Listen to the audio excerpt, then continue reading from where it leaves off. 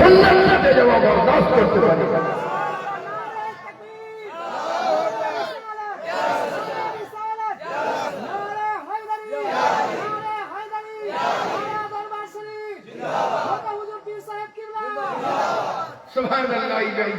আমার নবী আহমদ দুইটা সুন্নতের কথা বলেই বক্তব্যের সমাপ্তি ঘটায়। একটা হলো সুবহানাল্লাহ, স্ত্রীদের সঙ্গে ভালোবাসা করা।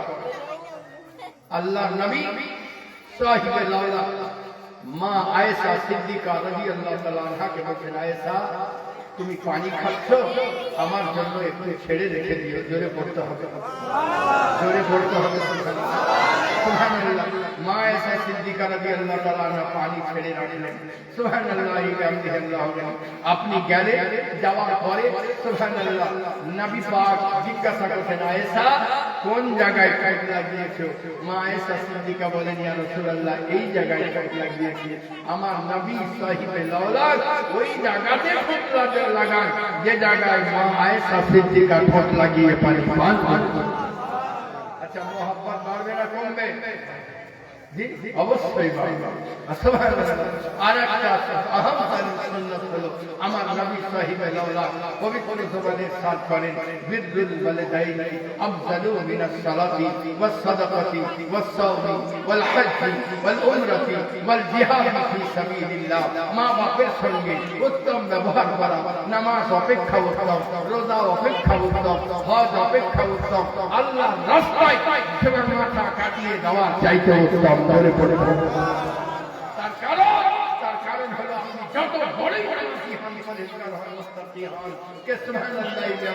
যদি মা বাপ বরদোয়া করে দেয় দিল থেকে, তা আপনার নামাজ আপনার ইবাদত সব ভুলে থেকে যাবে, কবুলও হবে না, মকবুলও হবে, কবুলও হবে না, মকবুলও হবে না। এই জন্য মা বাপকে সুবহানাল্লাহ, বাপ হলেন জান্নাতের দরওয়াজা, মা হলেন জান্নাতের নগরী। যদি জান্নাতের নগরী বন্ধ থাকে, বাপকে ভালোবাসে আর যদি দরজা খুলে তো ভেতরে প্রবেশ নাই, আর যদি ভেতরে ভালো আর মায়ের সঙ্গে ভালো ব্যবহার করে আর বাপের সঙ্গে ভালো ব্যবহার না থাকে, তা নগর তো দেখতে পাবেন কিন্তু ফাটক খুলবে না। এ আমার প্যারা, এই জন্য মা বাপ দুইজনের সঙ্গেই ভালোবাসা রাখতে হবে, জোরে পড়তে হবে। আমার সুবহানাল্লাহ এক মশহুর ওয়াকিয়া আছে, মুসা কালিমুল্লাহর জামানায় একজন মহিলা ছিলেন, তিনি সুবহানাল্লাহ বড় পরহেজগারা মহিলা, বড় মুত্তাকি মহিলা। মুসা কালিমুল্লাহর একবারে খুব ভক্ত মহিলা। হযরত মুসা কালিমুল্লাহ সুবহানাল্লাহ প্রত্যেকটা শরীয়তের উপরে আমল করনেওয়ালা মহিলা। আপনার ছেলে মদ্যপান করতো, তো আপনি বললেন যে মদ্যপান করিও না, সুবহানাল্লাহ, আর মদ খেয়ে কমসে কম আল্লাহর কালাম তাওরাত পড়িও না। কিন্তু ও শুনবার পাত্র নয়। একদিন মানা করলে ওদের মদ খেয়েছে, তাওরাত কিতাব পড়তে আসে, আবার একদিন মদ খেয়েছে, তাওরাত কিতাব পড়তে আসে। দ্বিতীয় দিন মানা করলেন, তৃতীয় দিন মানা করলেন, চতুর্থ দিনে আর মা থাকতে না পেরে কানটাকে ধরে বলছেন, করে এত বড় বাজার আল্লাহর কালাম করতে আসি আর মদের হালতে। সুবহানাল্লাহ, আমার প্যারা যেমনই বলা, সুবহানাল্লাহ মায়ের গালে জোর এক থাপ্পড় মেরে দিয়েছে। এক থাপ্পড় মারা, যেমন থাপ্পড় মারা, সুবহানাল্লাহ আল্লাহ থাপ্পড় মারা ছিল যে মা জননী সুবহানাল্লাহ মাথাকে নত করে আল্লাহকে বলতে আছে, মাওলা এর জন্য কত সুখ নিদ্রাকে ত্যাগ করে দিয়েছি, মাওলা এর উপরে তুমি রাজি হইও না। আল্লাহ মানি ছেলে বলতে আছে, মা তুমি বরদোয়া করছো, আল্লাহ রাজি হবে না, আমি আল্লাহকে রাজি করে তোমাকে দেখিয়ে দেবো। সুবহানাল্লাহ বেটাকে বলতে আছেন, বেটা তুই কোথায় যাবি? খানকা। বলে না মা, খানকাতে যাব না, আমি জঙ্গলে গিয়ে আল্লাহকে রাজি করে তোমাকে দেখিয়ে দেবো। বলে যা, জঙ্গলে যাবি যা, আর যেখানে যাবি যা, আল্লাহকে রাজি পাবি না। রাগ করে ছেলে বাড়ি থেকে বেরিয়ে যায়। সুবহানাল্লাহ, মা জননী মাথাকে নত করে আল্লাহকে বলতে আছে, মাওলা আমার ছেলে জঙ্গলে যাবে যাক, আর যেখানে যাবে যাক, তুমি এর উপরে রাজি হও, তুমি এর উপরে রাজি হও না।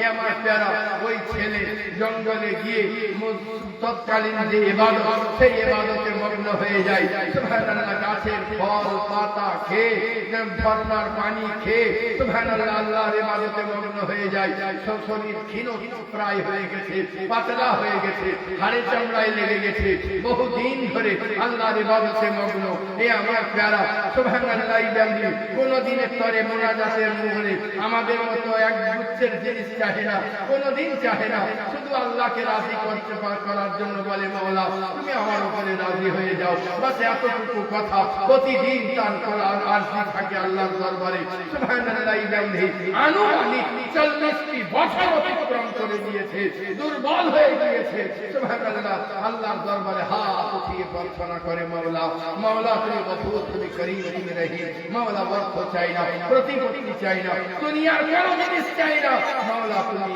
এতটুকু বলো তুমি রাজি আছো না রাজি নাই সুবহানাল্লাহ গায়েব থেকে হাতিতে আওয়াজ দেয় যাও জঙ্গল থেকে বেরিয়ে যাও আগে আগে আগে করে লে তোর মা রাজি আছে তো আল্লাহ রাজি আছে আগে মাকে রাজি করে লে সুবহানাল্লাহ জঙ্গল থেকে বেরিয়ে যায় আল্লাহর দরবারে প্রার্থনা করতে থাকে মাওলা তুমি গফুর তুমি করিম তুমি রহিম তুমি যুল জালালি ওয়াল ইকরাম ইয়া আল্লাহ তুমি সর্বশক্তিমান আমার মা যদি ইন্তিকাল করে যায় তাহলে কোনো কথা নাই আর মা যদি হায়াতে থাকে হায়াতটা লম্বা করে দিও যেন আমি তার সঙ্গে সাক্ষাৎ করতে পারি সুবহানাল্লাহ বিহামদি কোন রকম করে টুক টুক টুক টুক করতে করতে সুবহানাল্লাহ মায়ের দুয়ার পর্যন্ত পৌঁছে গেছে মায়ের দুয়ারে নক করে মা দরওয়াজা খোল মা দরওয়াজা খোল মা দরওয়াজা খোলে ছেলেকে চিনতে পারে না হাড়ে চামড়ায় লেগে গেছে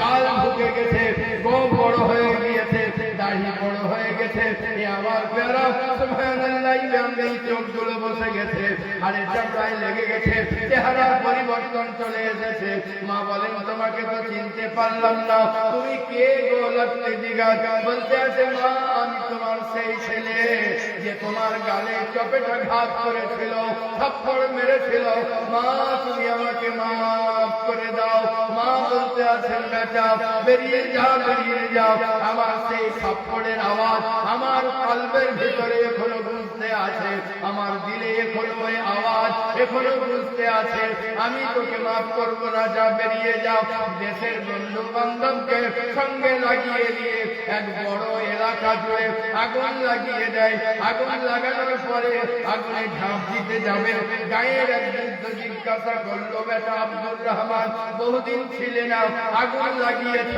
ম্যাজিক দেখাবে নাকি ম্যাজিক দেখাবে নাকি কি দেখাবার জন্য ভেলকি দেখাবে নাকি বলে আমি ভেলকি দেখাবার জন্য আগুন লাগাই নাই আমি দুনিয়ার বাচ্চাদেরকে জানিয়ে দিতে চাই সন্তানদেরকে জানিয়ে দিতে চাই ও সন্তানেরা শুনে রেখে দাও সুবহানাল্লাহ তোমার মা বাপ যদি তোমার উপরে কোন জুলম সিতম করে মা বাপ যদি তোমাকে রাগ করে একটা থাপ্পড় মারে আবদার করে থাপ্পড় মারে খবরদার তাদের সঙ্গে দুর্ব্যবহার করিও না না তো আমার মতো তকদীর পুড়ে ছাই হয়ে যাবে খবরদার হয়ে যাও আমি আগুনের লাভ মেরে এই মেসেজ দিতে চাই ওই বৃদ্ধ কোনো কথা না বলে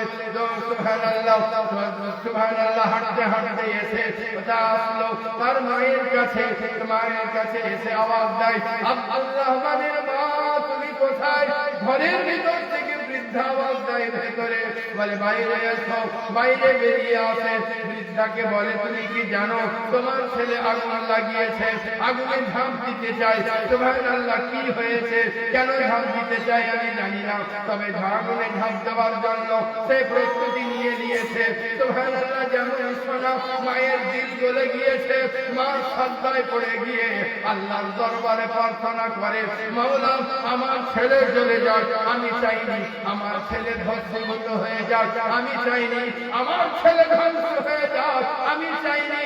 আমি এতটুকু জানাতে চেয়েছিলাম তুমি আল্লাহ মা বাপের সম্মানকে কত উচ্চ করেছো, তুমি আল্লাহ মা বাপের ইজ্জতকে তুমি কত উচ্চ করেছো। আমার ছেলে যখন জানতে পেরেছে আমি মাফ করে দিই, তুমি আল্লাহ মাফ করে দাও। সুবহানাল্লাহ, মায়ে জানতে পারে না, মাও দৌড় দিয়েছে।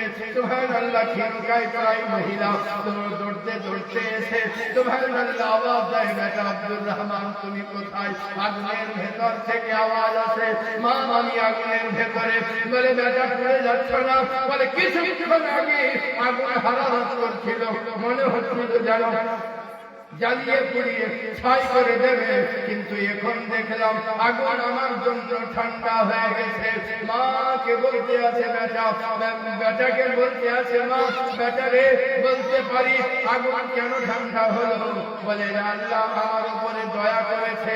মা বলে ওরে না রে হতভাগা, আল্লাহ তোর উপরে এমনি দয়া করে নাই, আমি আল্লাহর রহমতের পুঞ্জিকে ফিরিয়ে দিয়েছি, আল্লাহর রহমতের পুঞ্জিকে ফিরিয়ে দিয়েছি। আর সুবহানাল্লাহ, আল্লাহ মানি ছেলে বলে মা তুমি মাফ করে দিয়েছো, আমার ঝুলে থাকা ইবাদতকে আল্লাহ কবুল করেছেন, মকবুল করেছেন, মকবুলিয়াতের দরজা আশা করেছেন। আর সুবহানাল্লাহ আমার উপরে দয়া করে আমাকে কারামত দিয়েছেন, আগুন পারে না জ্বলাতে। बस बस ये हमारे मुसलमान भाई हमें नमाज पढ़ो, नबी पाक के दामन पाक के मजबूती संगे থেকে ধরুন। সুবহানাল্লাহ এই বলে বক্তব্যের সমাপ্তি ঘটাই। ওমা আলাইনা ইল্লাল বালাগ। সুবহানাল্লাহ। আর একটা কথা বলার ছিল, আমার আগামী 23 অক্টোবর হয় এটা ফিক্স ডেট। ইংলিশ হলো 10ই ডিসেম্বর। কত? 10ই ডিসেম্বর বারা খানকা শরীফে উর্সে পাক।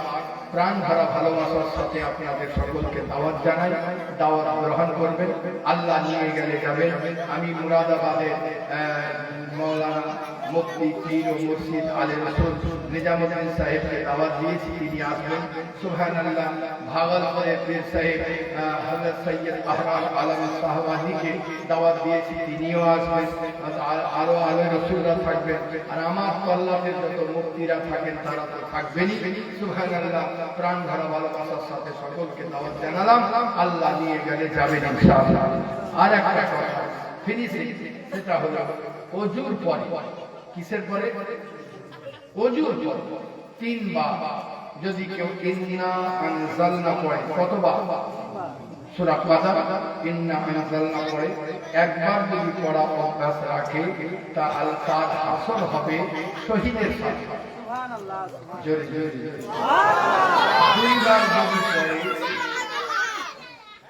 2 বার যদি পড়ে সূরা কাদর তার হাসর হবে সিদ্দিকদের সাথে। সুবহানাল্লাহ। 3 বার যদি ওযুর পড়ে, 3 বার যদি ইন্না আনজালনা সূরা কাদর পড়ে তার হাসর হবে নবী ও রাসূলের সাথে। সুবহানাল্লাহ।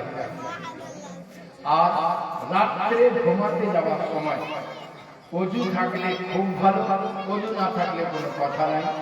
ওযু থাকলে সবচেয়ে বেশি ভালো। সুবহানাল্লাহ। 3 বার সূরা ইখলাস কুল আল্লাহ। কতবার? 3 বার। আর একবার ইন্না আনজালনা। 3 বার সূরা ইখলাস পড়লে একটা কোরআন খতমের সওয়াব পাওয়া যাবে। আর একবার সূরা কাদর পড়লে পুরা রমজানের রোজা রাখলে যত নেকি তত নেকি আমল নামাই হয়ে যাবে। এই বলে বক্তব্যের সমাপ্তি। আসসালামু আলাইকুম।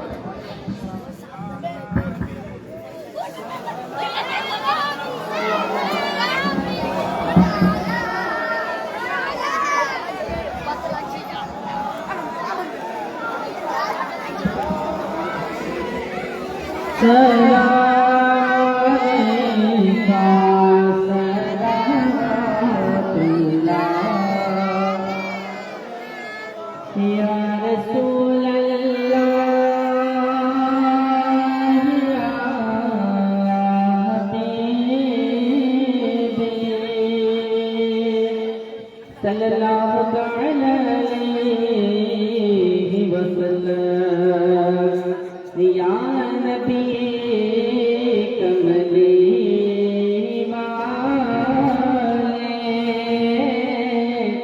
मेरे दिल में रहने वाले अब मेरे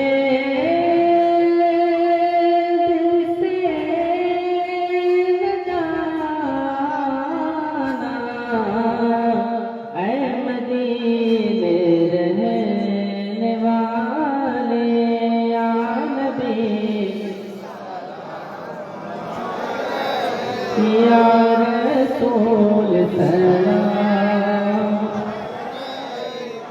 या हबीब सलाम अलैका सलावतुल्लाह अस्सलातु अलैका या रसूलल्लाह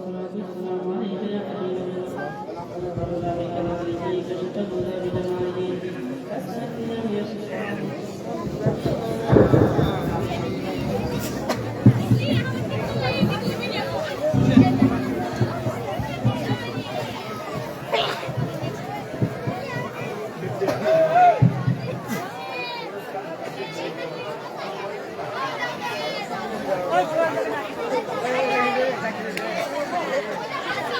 اللهم آمين اللهم بارك له وعلى خلقه وزينة عرشه ومداد كلماته جزا الله عنا محمدا ما هو أهله يا الله মেহমানদারি করানো হবে তার ফজিলত বরকত ইয়া আল্লাহ সবাই মিলে আমরা যারা হাত উঠিয়েছি মাওলা সন্ধ্যার পর থেকে এখন পর্যন্ত যা কিছু পড়া হলো তার ফজিলত বরকত হাদিয়া নিবারণ হিসেবে রাসূল পাক সাল্লাল্লাহু আলাইহি ওয়াসাল্লাম মাওলা আমার নবী থেকে বাপ আদম আলাইহিস সালাম থেকে শুরু করে এখনই পর্যন্ত সারা বিশ্বে জিন ও মানব জাতির মধ্যে তোমার বান্দা বান্দি যারা চলে গিয়েছে যাদের যারা পরিমাণ ঈমান আছে প্রত্যেক বান্দা বান্দিদের কবরে তওবাকে দয়া করে পৌঁছে ইয়া আল্লাহ বারা চত্বরে যে 79 জন আল্লাহর ওলি ত্রিকালজ্ঞ মহাপুরুষ যারা যেখানে আরাম করতে আছেন প্রত্যেকের রোজা মোবারকে দয়া করে পৌঁছে ইয়া আল্লাহ সরকার গোলাম আলী দস্তগীরের দায়রা পাকে আবাল বৃদ্ধ বনিতা যারা শায়িত হয়ে আছেন প্রত্যেকের কবরে তওবাকে দয়া করে পৌঁছে রব্বুল আলামিন আমরা যারা হাত উঠিয়েছি আমাদের যারা পিতা মাতা নাই